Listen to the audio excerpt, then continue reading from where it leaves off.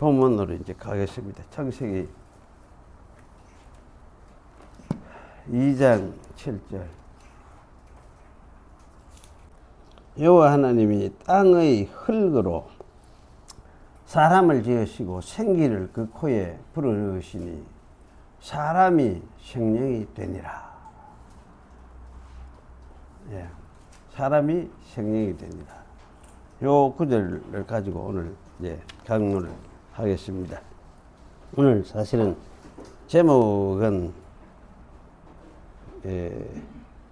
뭐 성경신학적 인간론, 네페시 하야 이렇게 잡아보는 것도 괜찮겠다 그런 생각이 들어요. 그래서 네페시 하야를 어떻게 말을 이해하는 게 정확할까?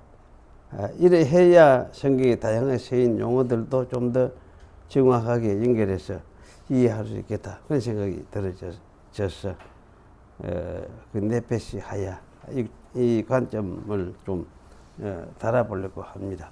사실 이렇게 이제 하고 보니까 일종의 강좌 같은 신학 강좌 같은 강좌라도 성경신학적 강좌 같은 이런 그 강의가 된 것 같아요. 되는 것 같은데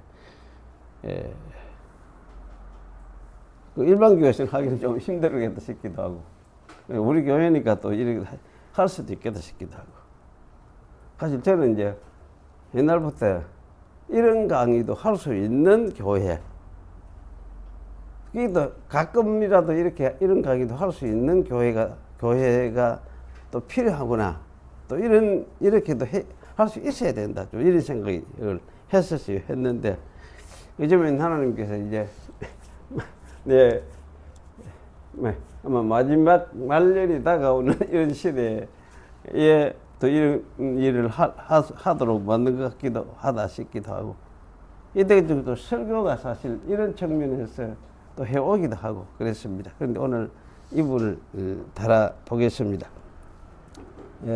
정신을 좀 바짝 차리고 여러분이 함께 참여를 해 주시도록 그래 했으면 좋겠습니다. 여호와 하나님이 이 땅의 흙으로 사람을 지으시고 생기를 그 코에 불어넣으시니 그 사람이 생명이 되니라 라고 했다. 여기서 땅의 흙이라는 말은 6절에서 지면으로부터 채취된 흙이라고 이해할 수 있겠다. 이 땅이라는 말은 이제 그렇게 이해하는 게 좋겠죠. 그리고 지면 역시 에덴 동산이 창설될 곳의 지면이거나 그 가까운 지역의 지면이라고 생각하는 것이 타당하다고 생각된다. 또 흙, 아파를 하는데 아파르라고 한 말은 먼지 곧 흙먼지라는 말이다. 바람이 날려 공중에 떠다닐 수 있는 미세한 흙먼지를 뜻한다. 때문에 이 말은 별로 가치가 없고 보잘것 없고 죽을 수밖에 없는 인간을 가리키는 말로 사용되기 시작했다. 창세기 3장에 범죄하고 나서는 범죄한 인간에게 이 말이 그대로 사용되고 있습니다. 그리고 지으시고 라는 말은 모양을 짓는 것을 뜻한다. 조형했다는 뜻이다. 요즘도 조각하는 사람들이 진토를 가지고 자신이 원하는 사람의 모양을 빚듯이 하나님이 사람을 지었다는 뜻이다. 여기서 사람은 보통 명사이다. 아담 깼으니까 보통 명사예요. 고유명사라면은 정관사 하가 붙어서는 안 되거든요. 그런데 여기는 아담 깼으니까 일단 아담이긴 한데 그 사람 일반 명사로 이해를 취급을 해야 될 것 같습니다. 그러므로 이것은 고유 이름으로서의 고유 명사가 아니라 일반 명사로서의 사람을 뜻한다. 그리고 그 코에 라는 말은 파버예요. 거의 콧구멍에 라고 이해하는 것이 옳겠다. 왜냐하면 코라고 번역된 말이 둘이 하나의 짝을 이룬 상수의 명사이기 때문이다. 그 사실은 이 복수택이죠. 그러므로 하나의 코라고 읽을 수도 있지만 콧구멍들 두 개니까 숨쉬고 드나드는 건 콧구멍들이 아닙니까?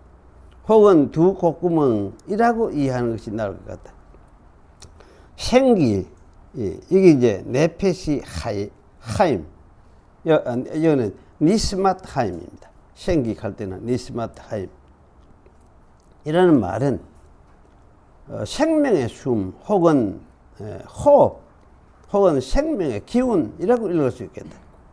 그리고 네사마라는 이 말은 사람의 내적 주체를 가리키기도 했지만은 사람의 내적 주체, 인격 전체를 가리키는 말로 딱 한 번 서였어요. 잠언 20장 21절은 숨결, 곧 사람이 들이쉬고 내쉬면서 살게 하는 기운이 되는 숨. 이제 창세기 7장 22절에는 그 콧구멍들의 생명의 기운의 숨. 세 말이 또 보태져 있어요. 그래서 니스마트 루아흐 하임 이래도 되어 있어요. 그 콧구멍에 배 아파 이래 되어 있어요. 사실 이제 이게 숨이라고 하면은 들이쉬고 내쉬는 어떤 일을 이야기를 한다. 그런 정의가 되어 있어요. 우리 국어사전에는. 그러면 이 네사마와 좀 맞지 않는 감이 있다. 생기와 동의어로서 호흡하는 인간 주체, 숨, 호흡, 여호와의 콧김 등으로 사용되었다. 영과 동의어로 사용되게 되었다. 비슷한 것 같지만 자세히 생각해 보면 아주 다양한 의미들을 함축하여서 사용되었음을 알 수 있다. 여기에서는 생명의 힘 혹은 기운으로 읽는 것이 좋겠다. 헬라어 동사의 형태는 불다, 프네오 이래 이제 이야기하죠. 그 불다 또는 숨쉬다, 들이쉬는 거예요. 이거 엠페네오, 불어내다 할 때 에크프네오 이렇게 이야기하는데 이런 의미를 함께 통틀어 가지고 있는 그런 말이라고 생각할 수 있어요. 그래서 여기서 이제 헬라어 명사가 퍼뉴마 이 말이 함께 사용되는데 우리가 생명 이렇게 할 때는 이건 헬라 말로는 조에 이렇게 이야기합니다. 조에. 그래서 하나님이 생기를 불어넣으시니라고 한 말을 하나님이 생기를 콧구멍에 드나들게 하시니 이렇게 읽을 수 있는 것이 낫겠다 싶어요. 하나님이 자기의 생명력으로 빚은 사람을 살아있는 생명체가 되게 하셨다는 뜻으로 콧구멍으로 드나들게 해서 그래서 이제 생명체가 되게 하셨다는 뜻으로 이해하는 것이 좋을 것 같다. 과학적으로 어떤 메커니즘 때문에 그런 일이 가능했는가라는 질문은 의미가 없을 것 같다. 그저 하나님이 그렇게 하셨다고 이해하는 것으로 족할 것 같다. 왜냐하면 하나님은 전능하신 분이시니까. 하나님의 생명력을 불어 넣으신 결과 사람이 생명이 되었다고 한다. 생명이 되었다는 이 말은 생명체, 곧 생물이 되었다라고 읽을 수 있다. 왜냐하면 19절에서도 각종 들짐승과 공중의 각종 새들에게도 이 말을 사용하여 네페시 하야라는 고 말하고 있기 때문이다. 사람과 살아있는 짐승들 같은 짐승들을 똑같이 네페시 하야라고 부르고 있습니다. 그래서 이런 점은 70인역도 마찬가지입니다. 70인역에도 가면 푸스케인, 조산 이렇게 살아서 움직이는 푸스케이 가면 이제 영혼 이렇게 많이 번역되기도 하는데 그런 이제 살아 움직이는 영혼 뭐 이런 식으로. 그런데 이제 살아 움직이는 영혼이라고 말을 하지 않고 많은 이제 그 새로운 NKJV 이거는 킹 제임스 버전이 뭔가 부족한 게 있다 싶어서 다시 이제 보강기가 번역한 번역이에요. 그래서 뉴 킹 제임스 버전. 그 NIV도 마찬가지고 NIV 이것도 새롭게 이제 새롭게 번역한 뉴 인터내셔널 버전. 그 이런데 보면은 다 뭐냐면은 리빙 빙 리빙 소울이라 하지 않고 리빙 빌, 빙 이렇게 번역을 했어요. 다른 많은 영어 번역본에도 리빙 빙으로 많이 번역을 해놨습니다. 이러한 사실은 우리를 약간 당황하게 만든다. 필자도 처음에 상당히 당황하였다. 그 이유는 첫째는 인간과 사람이 근본적으로 똑같네. 차이가 없구나. 나는 그때까지 차이가 있다 생각했거든요. 둘째는 하나님 자신이 영이라고 말씀했으니까 차이가 없구나 라는 생각 때문이었대. 둘째는 하나님 자신이 영이라고 말씀했으니까 자신의 영을 사람에게 불어넣어서 사람이 생명 곧 영적인 존재가 된 것처럼 생각해 왔기 때문이다. 그리고 셋째로는 성경신학적으로 생각하기 전에 신학이 생명을 하나님의 형상으로 이해하여서 비물질적이고 영적인 실체라고 해석해 왔기 때문이다. 그래서 생명인 사람은 육체가 죽어서 해체되어도 영은 독립적으로 존재한다고 생각하고 가르쳐져 왔다. 이게 사실 이제 어거스틴하고 칼빈 개혁신학자 중에 한 사람 브라켈, 이 사람은 브라켈은 화란의 사람입니다. 18세기 사람인가 17세기인가 유명한 사람들이에요. 이것이 이제 영혼 불멸설로서 이렇게 받아들여지게 된 그런 이론입니다. 넷째는 이런 가르침이 성경적으로도 아주 그럴듯한 가르침이라고 말하기 가르침이라고 이 말이 이게 또 그러네. 가르침이라고 보이는 말하는 그런 이제 측면을 어려워하는 이 말을 빼봅시다. 말하는 측면을 이런 가르침이 성경적으로 아주 그럴듯한 가르침이라고 말하는 측면을 성경이 보여주는 것 같기 때문이다.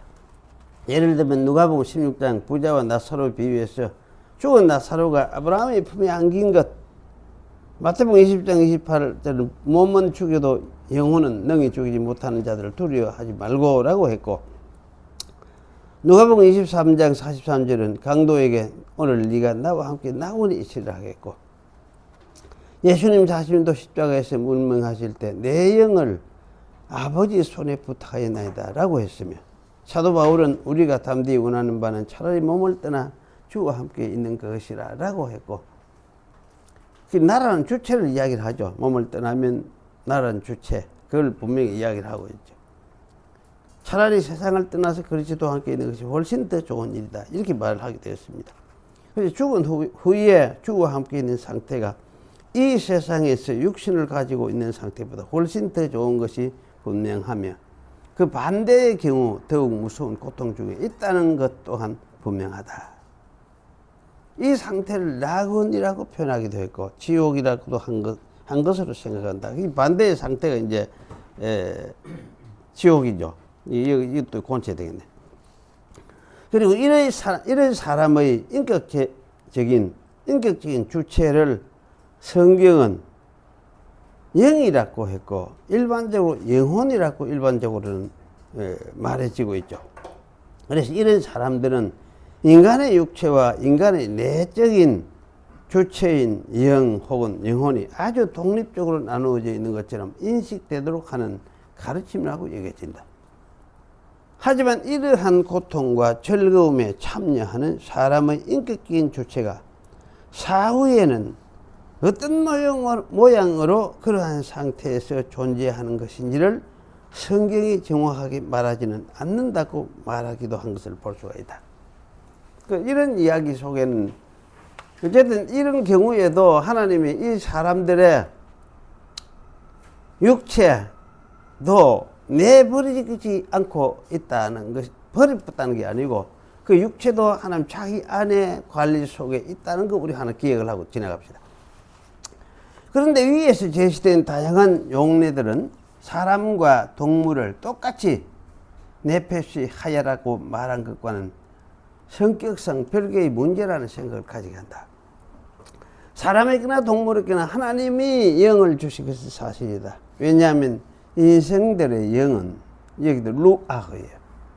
영은 위로 올라가고 짐승의 영은 아래로 여도 짐승도 루아거예요. 아래 그 땅으로 내려가는 줄을 누가 알랴라고 전도시스 말을 했습니다. 또 흙은 그 있던 땅으로 돌아가고 영은 그것을 주신 하나님께로 돌아간다. 사람의 경우에 이렇게 이야기하고 있습니다. 하나님이 사람에게 하늘로 올라가는 영을 주셨다고 하셨으니 동물들에게도 땅으로 가는 영을 주셨다고 말하지 아니할 수가 없겠다. 똑같은 루아가라는 말을 사용하고 있거든요. 그렇다면 사람의 영은 하나님 자신의 영을 분여해 주셨고, 말라기에 이 분여하는 이걸 이제 제가 처음으로 사용하는 용어이기도 한데 개념인데, 말라기 2장 15절에 보면은 여호와는 영이 남을지라도 오직 하나를 짓지 아니하시느냐 이렇게 이야기를 하고 있어요. 그러니까 여호와의 그 부여한 풍성한 영을 사람에게도 부여해서 분여해 줘 가지고 지었다. 이게 암시가 되어 있거든요. 그래서 이거는 이제 여호와가 참 사람에게 자기의 영을 분여했구나, 나누어 줬구나 이렇게 말하는 게 엉터리다 이렇게 말하기 참 어려워진 것 같아요. 동물에게는 땅으로 돌아가는 것으로 끝나는 영을 주셨다는 것인가? 그래서 사람의 영은 짐승의 영과는 달리 독특하다고 말하는 것인가? 동물들은 근본 땅에 속한 것이고 사람은 근본 하늘에 속한 것인가? 이렇게 생각하는 것이 불가능할 것 같지는 않다. 왜냐하면 이렇게 생각한다고 해서 사람의 영이 하나님 안 혹은 하늘 세계에 이미 있었던 영이 영적인 실체였는데 그것을 내려다가 주셨다는 것을 말하는 것이 아니라 창조할 그때에 하나님은 자기의 영을 사람에게 분여해 주셨다라고 이해할 수 있다는 생각이 들기 때문이다. 그리고 사람의 영과 동물의 영은 근원이 다른 것이라고 생각하는 것이 가능할 것 같다는 생각이 든다. 그래서 사람의 영은 하늘로 올라가고 짐승의 영은 땅으로 돌아간다고 말하고 있다는 생각을 하게 된다. 사람의 영과 짐승의 영이 소속이 완전히 다르다는 뜻이다. 뭐 급이 다르다 이렇게 할 수도 있겠고 하여튼 그래요. 그런데 영은 영이다 이렇게 할 수도 있고. 그런데 말라기 2장 15절 뒷구절을 살펴보면은 영이라는 말을 통전체로의 인간을 가리키는 말로 사용하고 있음을 알 수 있다. 육체를 제외하고 하는 말이 아니라 대상이 되는 사람의 통전체, 곧 육신을 포함한 인간 전체를 가리키는 말로 사용하고 있다. 영과 육 전체를 말하고 있다. 그래서 이렇게 생각하고 보면 성경에서 그런 걸 얼마든지 또 이야기를 할 수 있어요. 노아 때도 하나님을 떠나서 배역한 사람을 하나님이 영이 없는 사람이라고 말을 했고, 그러한 그들이 육신이라고 이야기했거든요. 그래서 근데 그 육신은 사실은 정신이 없는 육신이 아니잖아요. 살아있든지 하여튼 죽어있든지 간에 그들은 육신이었다. 이렇게 말을 할 수 있어요. 하나님과 관계가 끊어져 버렸으니까. 왜냐하면 그들은 하나님의 영이 없기 때문이다. 그리고 이와는 대조적으로 노아와 같이 하나님께 사랑과 경외의 관계를 가진 사람들을 그들이 살았든지 죽었든지 영이라고 말할 수 있다. 죽었더라도 그들의 육신적인 몸을 하나님이 버렸다는 뜻은 전혀 아니기 때문이다. 영 혹은 육이라는 말 한 가지를 가지고 사람 전체를 대표하는 말로 사용하고 있다. 그래, 이거는 어떤 관점에서 그 사람을 말하느냐에 따라서 이 말을 이렇게 두 가지를 사용을 해서 그 사람 전체를 표현하는 것이다. 그래서 영할 때는 하나님과의 관계를 표현하는 그런 의미에서 그 사람 전체를 이야기할 때 영이다. 이렇게 표현을 하고 있고, 육이라는 것은 하나님과의 관계가 끊어진 상태에서 있는 사람을 표현할 때 이렇게 표현할 수 있다. 그 말이죠.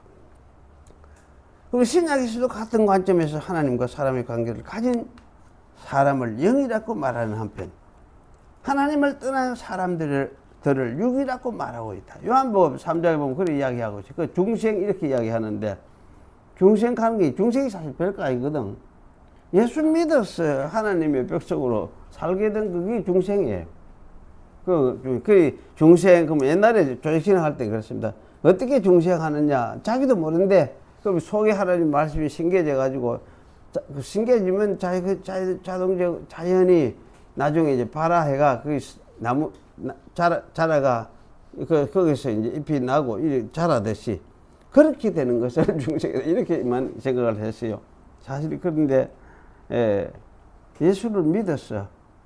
하나님 예수를 믿었어. 믿음을 가지고 새롭게 살게 된 그것이 다 중생이다. 이렇게 말을 합니다.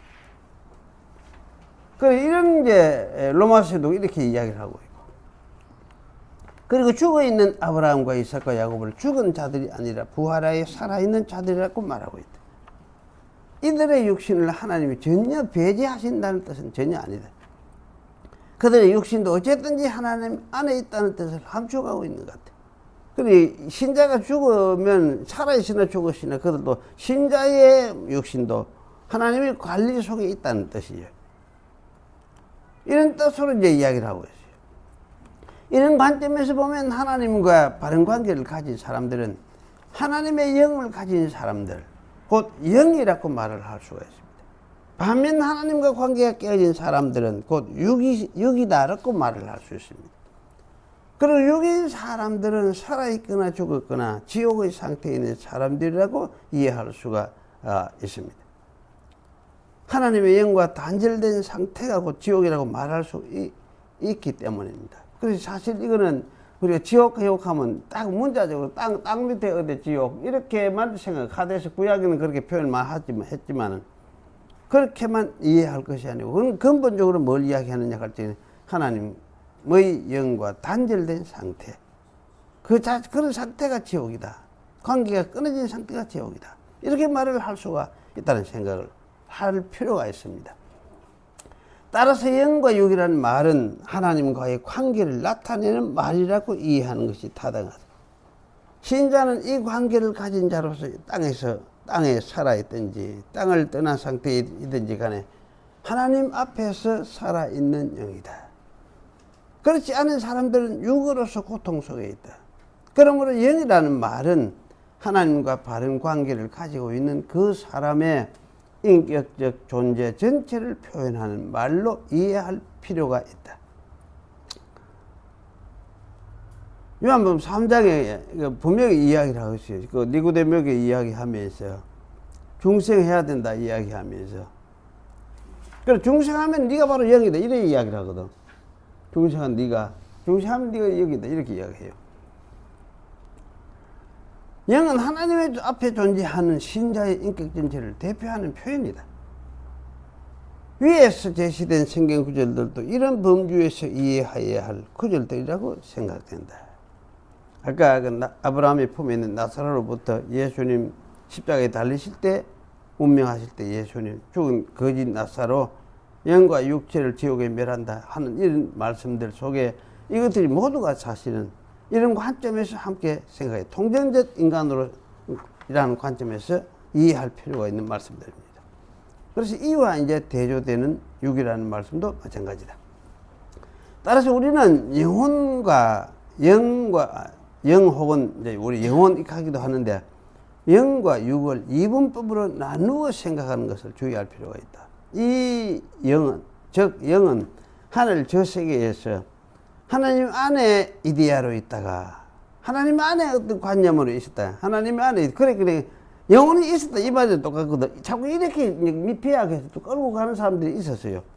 이게 이제 개혁신학자 중에서도 그렇게 끌고 가는 사람이 있었고 영지주의 쪽에서도 이런 식으로 비슷하게 이야기를 해왔고, 그래서 사실은 이제 이렇게 하다 보니까 여러 가지 문제가 생겨났어요. 그렇게 이 영을 저 세계에 어떤 영혼이 있다가 이데아로 있었다, 하나님을 있다가 그 있는 그것을 인간 육체와 연합해서 끌어와서 살게 했다. 또는 육체가 죽으면 독립적으로 헤어지는 어떤 것으로 생각하지 않도록 주의를 할 필요가 있다. 이런 생각은 어쩌면 이원론적인 생각일 가능성이 큽니다. 이것은 플라톤적 사색 영향이 커요. 그 플라톤적인 사색, 그 사색이 이제 교부 시대에 오면 누가 가장 강하게 했느냐고, 그게 이제 오리게네하고.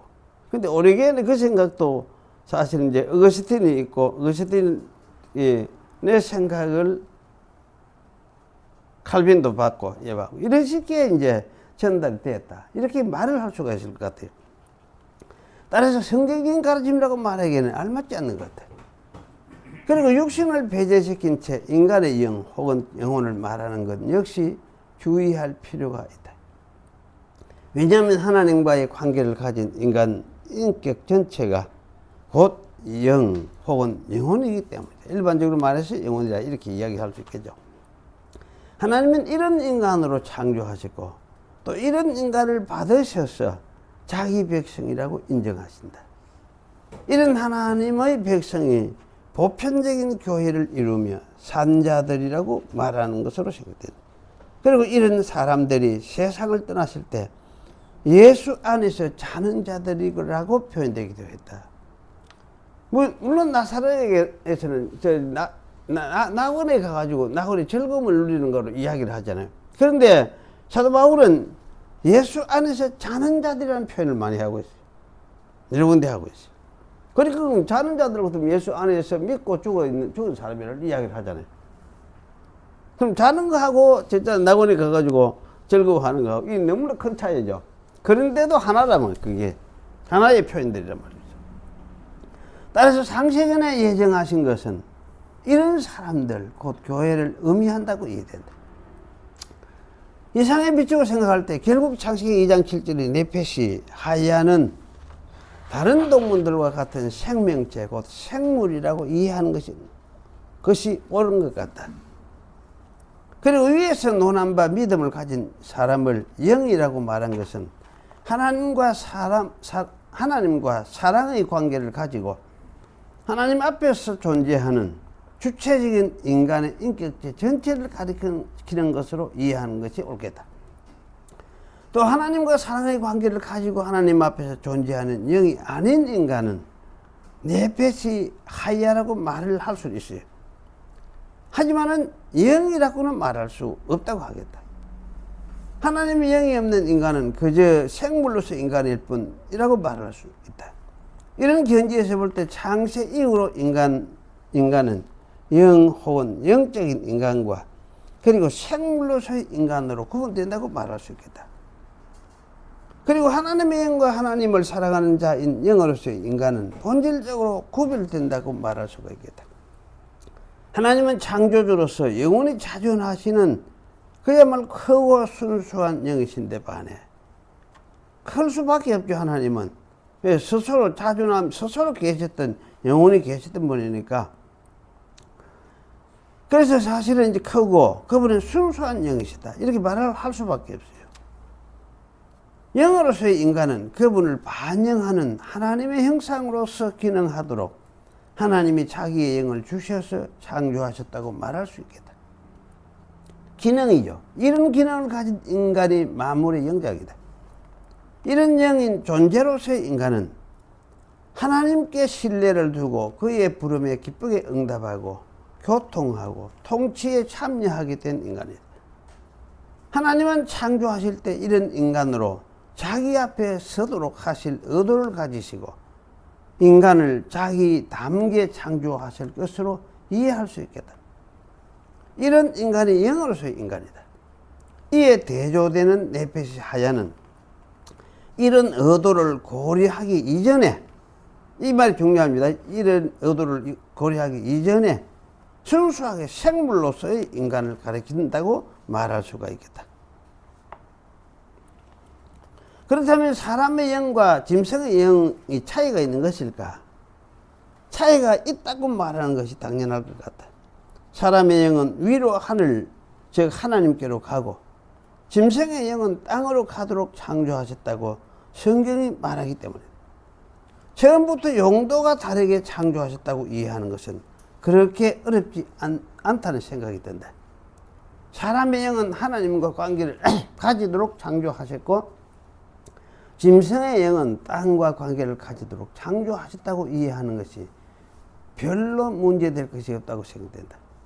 짐승은 영을 주기는 하셨지만 땅에 속한 존재로 하나님과 사람의 통치를 받다가 땅으로 돌아감으로 끝나도록 지었기 때문에 흙으로 지었다고 하는 것으로 족하지만 사람은 하나님과의 관계를 가진다는 점에서 아주 다른 특성을 가진, 그래서 하나님을 반영할 수 있고 하나님께 책임성을 가진 하나님의 형상으로 지었기 때문에 그 콧구멍에 영을 불어넣는 과정을 거쳐서 지었을 것이라는 생각을 하게 한다.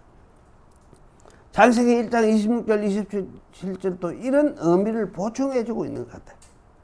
하나님의 형상이 어떤 존재라기보다는 다스리는 기능과 연결시키고 있기 때문이다. 거기는 우리 닮은 대로 사람을 만들자 하면서 뭐냐 하면은 다스린다는 거가 연결짓고 있어요. 다스림이 제일 핵심이에요.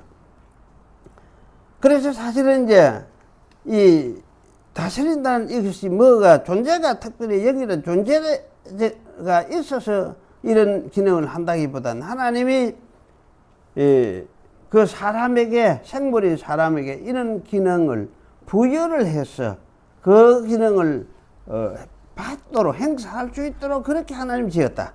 이렇게 이해하는 것이 옳겠다. 그런 생각이 들어요.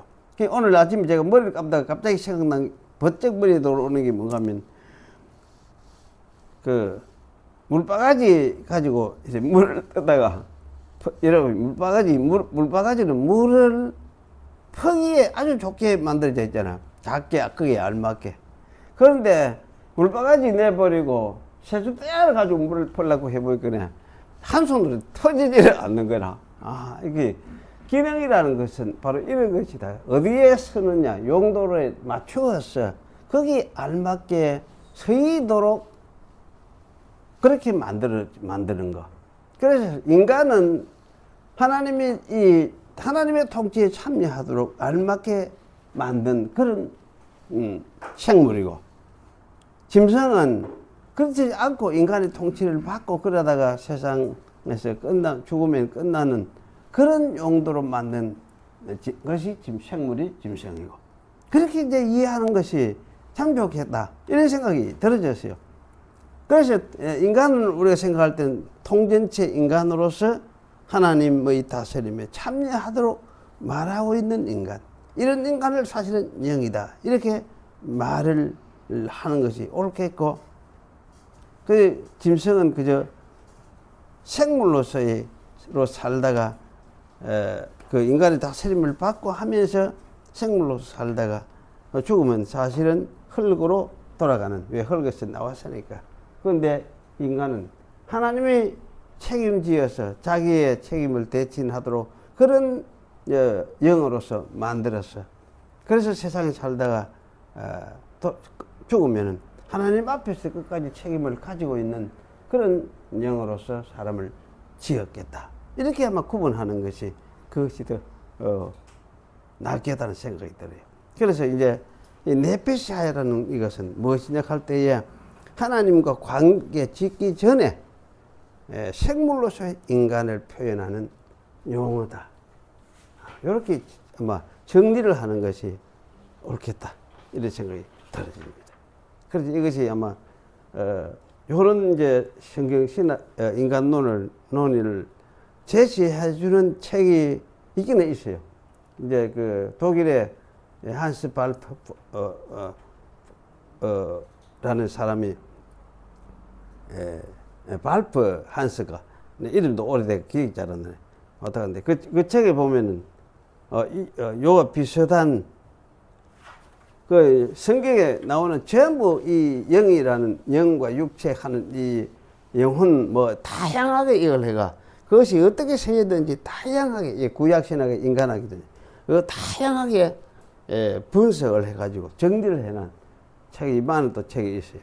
그런데 거기도 이런 투로 아마 정리를 해가 이야기를 하는 것 같아요.